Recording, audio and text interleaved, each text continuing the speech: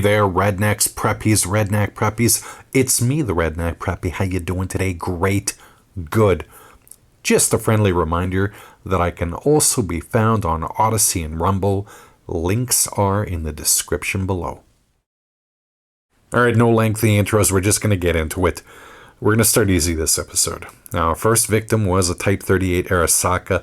Not sure what was going on here. We have a cut-down barrel, which, of course, then led to a replacement front sight setup, and we're missing the upper handguard. Now, I am a man of admittedly limited imagination, so I can only guess that this was all done in service to making this a hunting rifle. This is a rifle that survived the Chinese campaign, or at least somewhere in Southeast Asia where you generally found the Type 38. But then it got into the hands of Baba, and it was on the losing side of a second war. We've seen so many faux PS90s over the life of this series that I think I've seen every different way that someone has turned their rifle into a homage. Why is I the only one who occasionally watched Stargate SG-1 and didn't fall in love with the PS90? And let me be frank, this is one of the least convincing fake PS90s I've ever seen. The last time I checked, it was meant to be a compact submachine gun. Emphasis on compact. I've generally called out bubba'ing by Americans, with some occasional international examples, but rarely have I taken aim at my fellow Canadians, at least not recently. Well, allow me to rectify that today with this atrocity. Now, I'm not going to claim too much familiarity with the offerings of the Charles Daly Company. Their products cover a wide range of price points, so they don't seem to be an American version of Taurus. They do, however, make a shotgun called the Honcho, which is a bird's head grip tactical shotgun. Not gonna lie, not a fan. Well, someone else wasn't a fan, so they added a buttstock, new grip, and forend, and it instantly made me a fan of bird's head grip tactical shotguns. You ever see those movies where they take the nerd girl and turn her into an absolute smoke show? Well, this is a movie where they take that nerd girl and turn her uglier, and then everyone walks away embarrassed.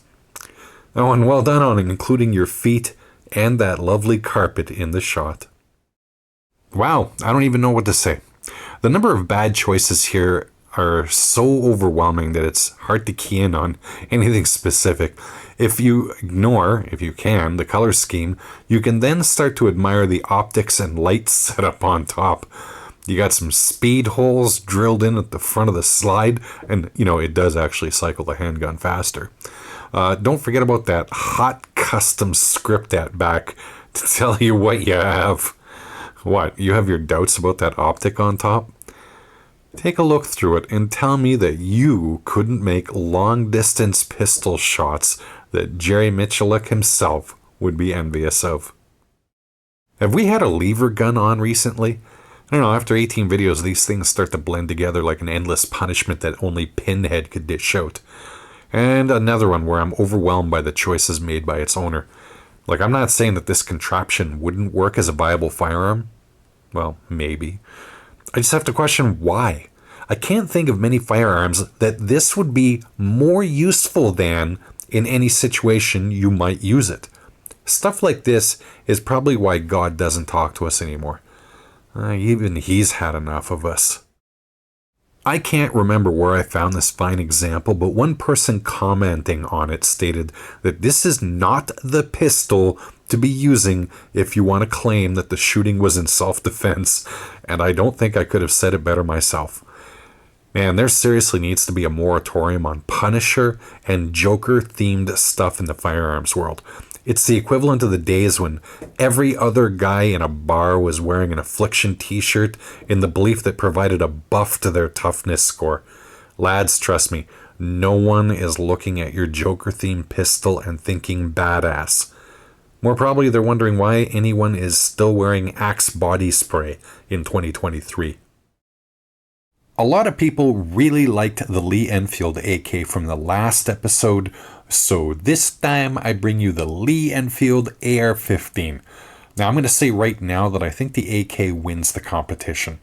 Although the work on the AK version was a bit rougher than we have on this AR, I think it also had more charm. This one just seems like someone found some wood furniture for a Lee Enfield and decided to ruin it for this project. I think the AK wins. Can you tell me what this started out life as? I looked at quite a few submachine guns trying to figure it out, and I was no closer at the end than I was at the beginning. Regardless of whatever it was, this is what it is now. What I do know is that this reminds me of that rich lady who had all them plastic surgeries to make herself look like a cat, but ended up as some sort of eldritch horror instead. There's literally no part of this that looks like actual competency got mixed into the process. I got bumped in the head when I was a kid, so I've made a lot of poor decisions in life, thanks to a few mental filters getting destroyed at that time. But even I would think twice about shooting this. Okay, the next one isn't some traumatic loss to the world of firearms, considering they've pounded out millions of these things and still continue to do so. But here is a complete perversion of a firearm many of us have owned or may still own. Can you guess what it is? Try this picture. The sharp-eyed of you may notice the tell of what this rifle is. Still wondering? Okay, here's the price tag. Yes, that is a Ruger 1022. And thanks to that ridiculous stock, only 400 America bucks. There are a few things that make me roll my eyes more than someone attempting to turn something into another thing. In this case, a fun little plinking 22 into a tactical monstrosity. Mate, seriously, you're at the range and you pull the trigger on this, the result is going to be louder laughter than the gunshot. Okay, here's the first of our AKs today, this one obviously being a bolt-action modification. The historical irony of taking a rifle designed to replace a bolt-action rifle and turning it into one isn't lost on me. It must have been rechambered as well, judging by that magazine. I guess someone proved that they could, in fact, do it. They win the gun world's equivalent of the Montgomery Burns Award for outstanding achievement in the field of excellence. Yeah, you probably thought that this far into it, we'd get out of here without a bullpupped rifle. You lose! Yeah, it's another AK bullpup. One day I'm going to go back over the videos and find out which rifle is bullpupped the most. What's to say about this? The AK may be the worst rifle to bullpup because every control outside of the trigger ends up behind your shoulder. You know, I've gone off so many times about why I hate bullpups that I would only be repeating myself. You know what? I may actually ban bullpup bubba jobs after this episode unless it's something particularly creative. Now, air quotes around creative. Not a great picture, I apologize, but I don't take the pictures, I only endure them. This is what it looks like, a tactical Sten gun. Sten guns are kind of funny. You either think they're the cat's meow because you could build one with parts from a bicycle supply store, or you think they suck because they're made out of the equivalent of parts from a bicycle supply store.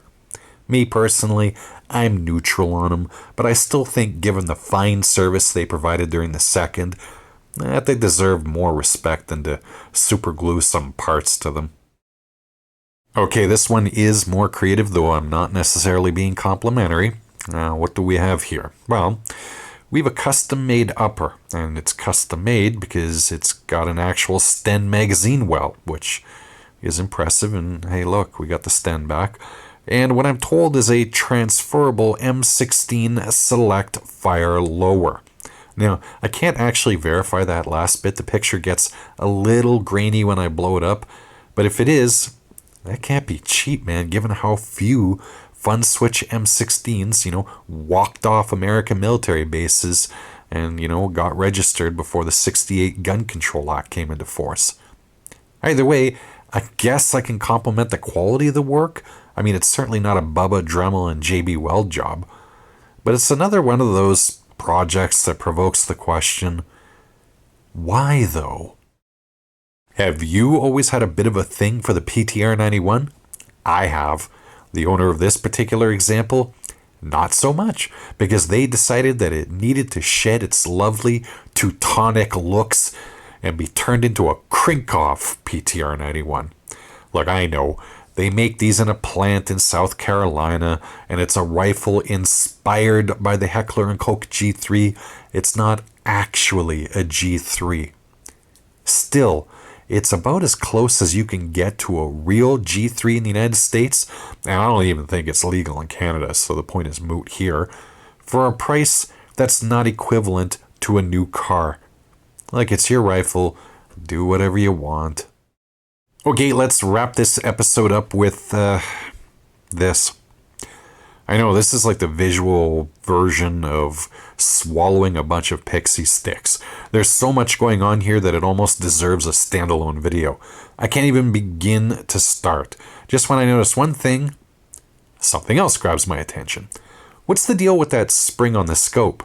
Is this like an M1903 Springfield sniper thing where the scope moves with the recoil? Why are there two grips on the front? What's that thing below the barrel? Why is there what looks like brass or copper wire wrapped around the barrel?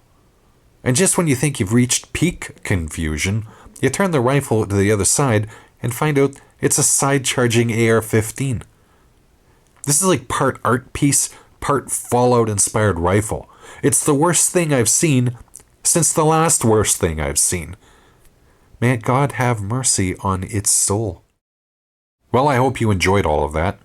Actually, if you did enjoy that, you need help. This should have been nothing short of traumatic for a normal person. At any rate, I hope you found today's video to at least be vaguely entertaining and mildly informative. As always, I hope you have yourself a peaceful Christmas and holiday season. Take care, and bye-bye.